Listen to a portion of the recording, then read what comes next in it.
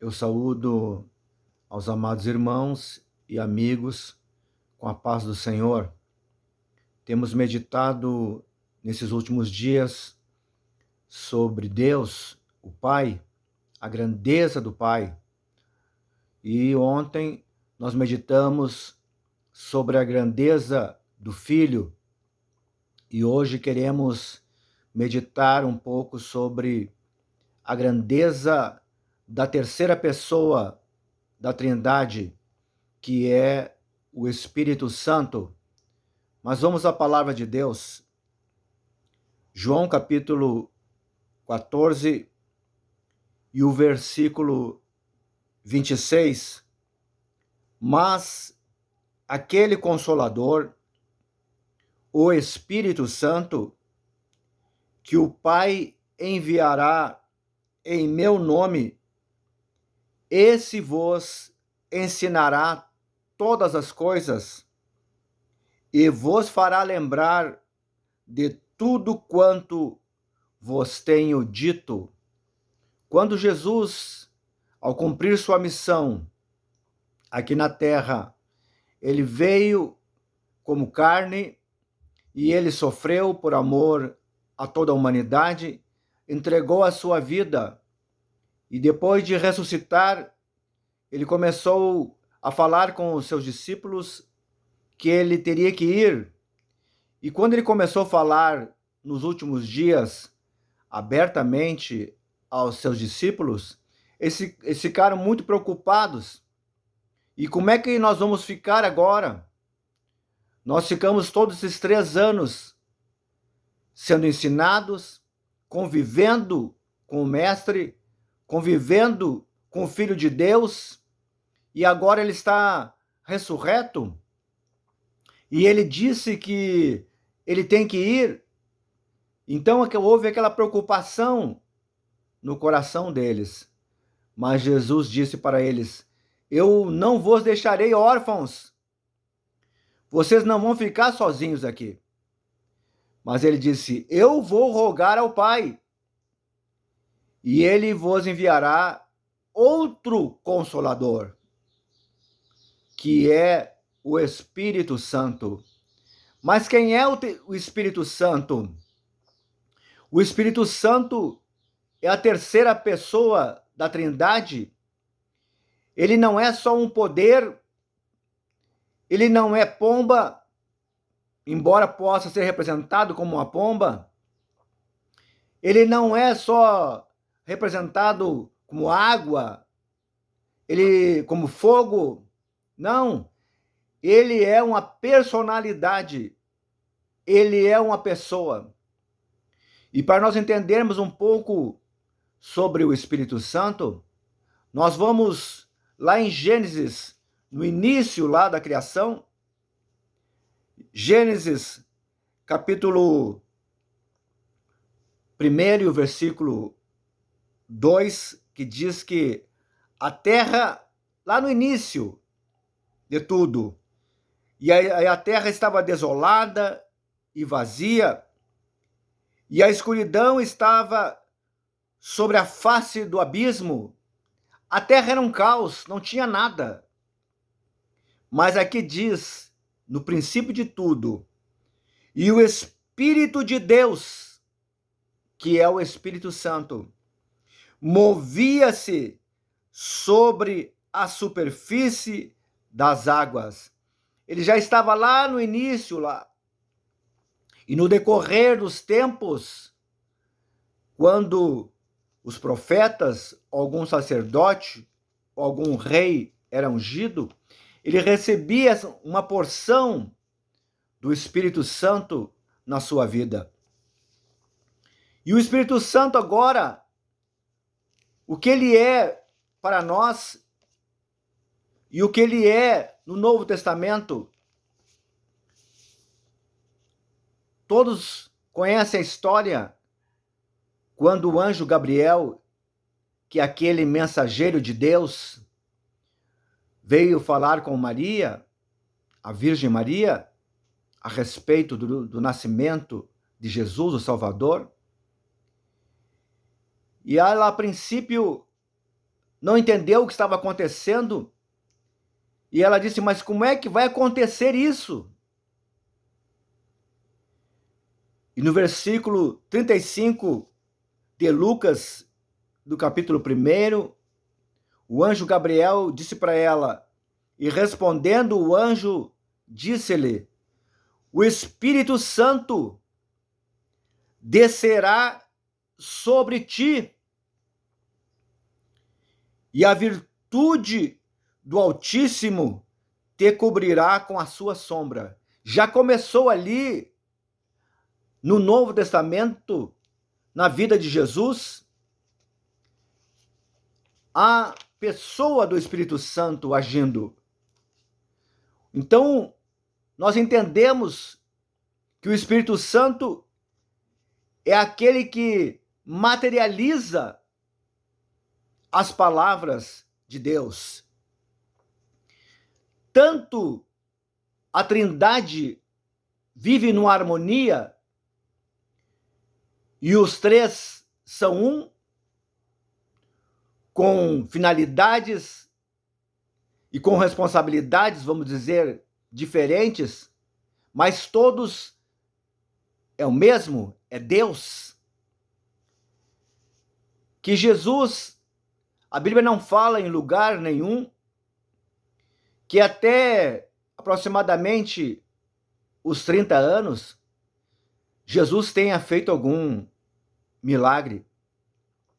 Mas, a partir do momento que ele foi batizado, ele recebeu o Espírito Santo. Ele dependeu da pessoa do Espírito Santo para agir. E ele nunca mais, em lugar nenhum também se lê a respeito, que ele dependeu de fazer alguma oração ao Pai, pedindo: Pai, me dá mais poder, Pai, me dá mais virtude, Pai, me dá mais graça. Não, ele recebeu a plenitude do Espírito Santo na sua vida, tanto para conhecer o coração dos homens, para o ensino da sua palavra, para os milagres que ele operava. Tudo já estava na sua vida através do Espírito Santo. Então, olha a importância que o Espírito Santo tem na nossa vida. Por isso que, quando nós falamos aqui as coisas de Deus, falamos as coisas espirituais, da graça que nós temos, da paz que nós temos e da alegria que nós temos da salvação, isso para o homem natural, isso é loucura. A pessoa, esse aí está em desatino, parece que está meio louco. Eles não conseguem entender, porque eles dependem, nós dependemos da instrução do Espírito Santo no nosso coração para entendermos esses mistérios de Deus. Mas para nós podermos ter o Espírito Santo no nosso coração, nós precisamos aceitar a Jesus Cristo, reconhecer nossos pecados e aceitá-lo com sinceridade da nossa alma, do nosso coração, pedindo perdão pelos nossos pecados e pedindo que o Senhor venha morar em nosso coração, em nossa vida. E quem vem morar no nosso coração é o Pai, é o Filho e é o Espírito Santo que vem agir na nossa vida. Quando nós clamamos Jesus, nós falamos Jesus, é o Espírito Santo que age na nossa vida. Ele é Deus. Por isso as coisas se materializam para nós. Por isso que o nosso entendimento se abre. Por isso que o nosso raciocínio se abre. E nós entendemos as coisas espirituais. E aquele que tem o Espírito de Deus, a tudo discerne. E quando a gente começa a falar das coisas de Deus, ouvir um louvor, uma pregação, uma palavra de Deus que está sendo falada ou cantada, no nosso espírito mesmo começa a se mover o Espírito Santo no nosso coração e na nossa alma. E é Ele que irá preparar a igreja, ou que está preparando a igreja para o arrebatamento. E o Pai e Deus conhece os que são seus. Mas de que maneira é que Ele conhece os que são seus aqui na terra? Com bilhões de pessoas. É através do Espírito Santo que está no coração daqueles que o receberam. É assim que Deus se comunica e que nos mostra e que nos ensina, que nos consola, que nos fortalece. Por isso que nos dá ânimo para continuarmos nessa caminhada. O Pai, o Filho e o Espírito Santo. E o Espírito Santo tem uma série de representações simbólicas dele, porque ele é sensível. Ele não pode coabitar com o pecado, com o erro. Ele pode se afastar da nossa vida, ele pode se afastar de uma igreja, ele pode se afastar de um ministro, ele pode se afastar de um membro de uma igreja, dependendo da situação que a pessoa está vivendo. Ele é sensível, então é como um pomba. Então a representação dele é nesse sentido. Da sua sensibilidade, ele se entristece também, mas ele também é aquele que convence o pecador. Não são nossas palavras, não é o nosso argumento, não é a força da nossa retórica, mas é o Espírito Santo que convence o pecador do pecado, da justiça e do juízo. Só há uma maneira de poder ir ao céu. É através de ser morada do Espírito Santo, tirar aquelas coisas ruins que tem no nosso coração, que impedem a morada do Espírito Santo no nosso coração. E é Ele que fala conosco, e é Ele que nos mostra, e é Ele que nos inspira, e é Ele que nos fortalece, e é Ele que nos consola. Mas também uma das funções do Espírito Santo, ele é o nosso intercessor também. Porque às vezes nós não temos palavras para orar. Não temos palavras para falar, para clamar a Deus. Mas a Bíblia diz que ele intercede por nós com gemidos inexprimíveis. E Deus interpreta e conhece e entende aquilo que o Espírito Santo está intercedendo por nós. A vitória na nossa vida, tudo por causa do Espírito Santo. Que possamos ser mais dependentes do Espírito Santo. Mas tenhamos cuidado, a Bíblia diz. Todo pecado contra o Pai será perdoado, contra o Filho será perdoado, mas contra o Espírito Santo não há perdão. Porque é ele que convence o homem do pecado. E se a pessoa afasta o Espírito Santo da sua vida, quem o convencerá? A pessoa fica com o coração endurecido, com ódio no seu coração, porque daí o coração não fica vazio. A maldade vem morar no coração na pessoa. E não há maneira da pessoa poder ser restaurada. Só pode ser restaurada através da ação benevolente e maravilhosa do Espírito Santo em nossas vidas. Que Deus te abençoe nessa tarde. Hoje eu estou fazendo esse vídeo mais cedo, porque pretendo me arrumar logo mais para ir na casa de Deus, somente com a intenção de louvar, bendizer o nome santo do Senhor. Vamos orar agora em nome de Jesus.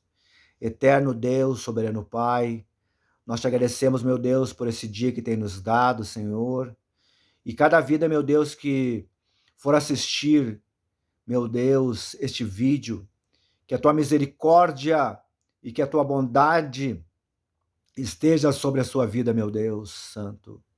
Continua a trabalhar nos corações e nas vidas, na ação, Senhor, contínua, do teu Espírito nos corações, que convence o homem do pecado, Senhor, do juízo e da justiça.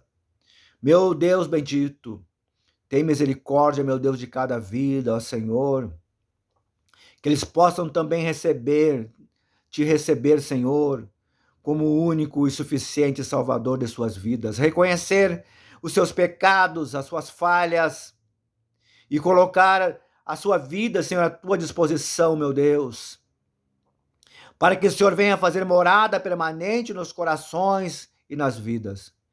Muito obrigado pelo teu Espírito Santo, meu Deus. Muito obrigado pela alegria que nós temos, Senhor, de te servir, de te louvar, te bendizer, meu Deus.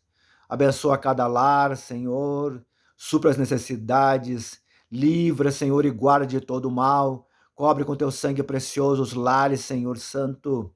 Coloca, Senhor, o teu anjo para guardar as vidas, meu Deus. Agora, Pai, eu quero colocar o restante desse dia nas tuas mãos. Meu Deus, que nós possamos continuar na tua presença. Nos abençoa, Senhor, nos guarda e recebe o nosso louvor e adoração, Senhor, logo mais que estaremos na tua casa, Deus bendito. Nos dá também uma noite de descanso e de paz, Senhor, nos guardando debaixo das tuas mãos poderosas. Supre as necessidades, Senhor, de todos, ó Pai.